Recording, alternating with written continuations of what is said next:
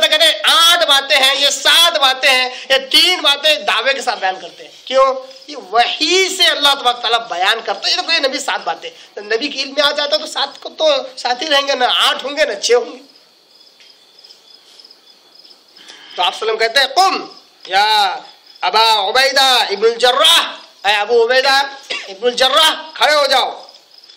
فلما قام، لہذا جب وہ کھڑے ہو گئے، قال رسول صلی اللہ علیہ وسلم نے ان سے کہا ھذا امین ھذہ الامہ، یہ ہے امین اس امت کا امین. کیا کہا؟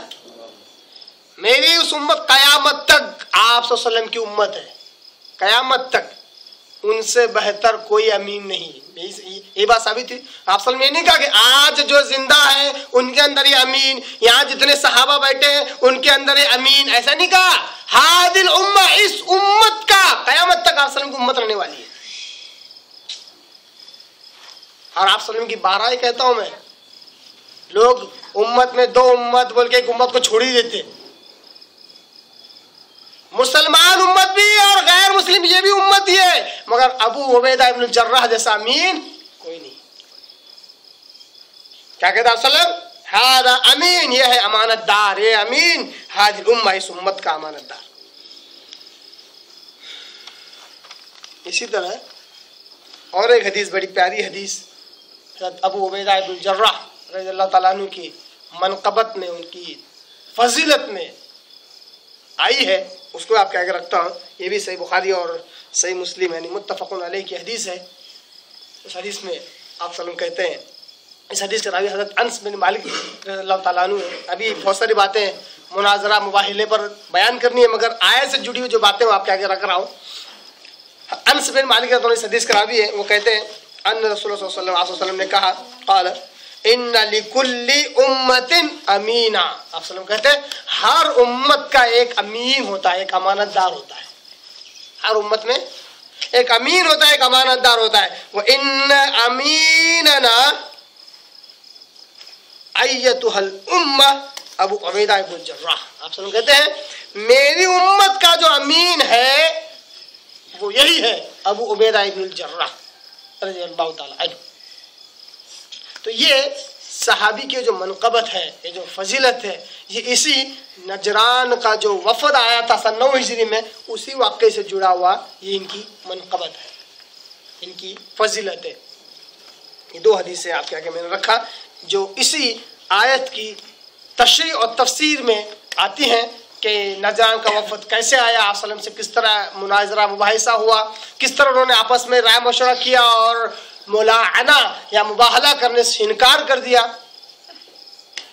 پھر آپ صلی اللہ علیہ وسلم کس طرح ان کے ساتھ بھیجا. ایک مرتبہ تو گئے حضرت ابو عبیدہ ابن الجراح رضی اللہ تعالیٰ عنہ، پھر اس کے بعد آپ صلی اللہ علیہ وسلم نے 12 ہر سال جانے کے لیے حضرت علی رضی اللہ تعالیٰ عنہ کو بھی بھیجا اور دوسرے صحابہ کو بھیجا، اور فرسٹ ٹائم جو بھیجا ان عیسائی پادریوں کے ساتھ وہ حضرت ابو عبیدہ ابن الجراح رضی اللہ تعالیٰ عنہ تھے.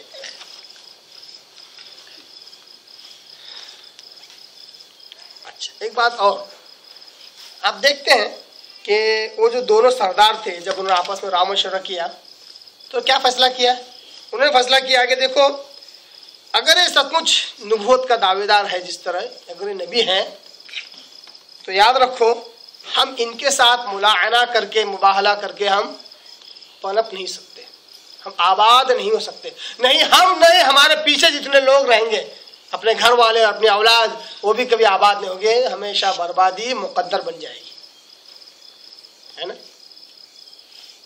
اور کر لیتے تو کیا ہوتا تھا؟ بربادی یقینی تھی. ویسی ایک حدیث آپ صلی اللہ علیہ وسلم کی شان میں، یہ حدیث آپ کے آگے رکھ رہا ہوں. یہ حدیث سنن ترمذی کی حدیث ہے. عبداللہ ابن عباس رضی اللہ عنہ اس حدیث کا راوی ہے. یہ جو آیت ہے سورہ علق کی آیت نمبر 18 سندع الزبانیہ، اس کی تفسیر میں حدیث آئی ہے. ایک مرتبہ ابو جہل نے کہا، مکی دور کی بات ہے، مکی دور کی بات ہے، ابو جہل نے کہا لئن رأيت محمدا يصلى لأطعن على عنقه. آپ صلی اللہ علیہ وسلم کے تعلق سے کہتا ہے ابو جہل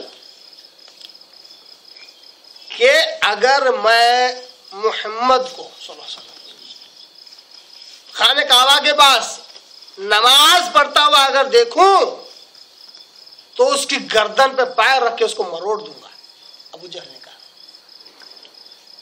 دعویٰ بہت بڑا کیا ہے نا. فقال نبی صلی اللہ علیہ وسلم, آپ صلی اللہ علیہ وسلم کہتے ہیں لو فعل لأخذته الملائکۃ عیانا. آپ صلی اللہ علیہ وسلم کہتے ہیں اگر وہ ایسا کرے تو سب کے سامنے اس کو فرشتے پکڑ لیں گے اور اس کی بوٹی بوٹی نوچ دیں گے, لوگ دیکھیں گے بات. اور ہوا بھی کہ ایک مرتبہ آپ صلی اللہ علیہ وسلم نماز پڑھ رہے تھے اور ابو جہل آپ صلی اللہ علیہ وسلم کے قریب آیا تاکہ آپ صلی اللہ علیہ وسلم کی گردن مروڑ دے یا تکلیف پہنچائے. جیسے ہی قریب آیا تو اچانک ڈر کے مارے پیچھے ہٹنے لگ گیا, جبکہ اپنے لوگوں سے یہ رائے مشورہ کر کے یہ عہد کر کے نکلا تھا اپنی ٹولی سے کہ ابھی گردن مروڑ کے آؤں گا. لوگوں نے دیکھا کہ ابو جہل جیسا پہلوان ڈر کے مارے پیچھے ہٹ رہا ہے تو پوچھا کیا ہوگا تم ایسے کیوں آگے؟ پتہ نہیں, بولے جیسے ہی میں محمد کے قریب گیا صلی اللہ علیہ وسلم مجھے ایک آگ سی نظر آئی جس میں بہت روشنی ہے اور بس پر ہی پر دکھائی دے رہے مجھے, پر ہی پر. کس کے پر تھے وہ؟ فرشتوں کے پر تھے. آپ صلی اللہ علیہ وسلم کہتے ہیں اگر وہ سچ مچ اپنے ارادے کو پورا کرنے کے لیے میرے قریب آتا تو فرشتے اس کی بوٹی بوٹی نوچ کر پھینک ڈالتے.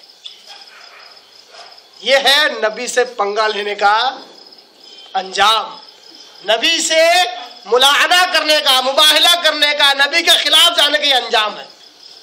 اب وہ عیسائی تھے, اہل کتاب تھے, آسمانی کتابوں کا علم رکھتے تھے, انہیں معلوم تھا کہ نبی سے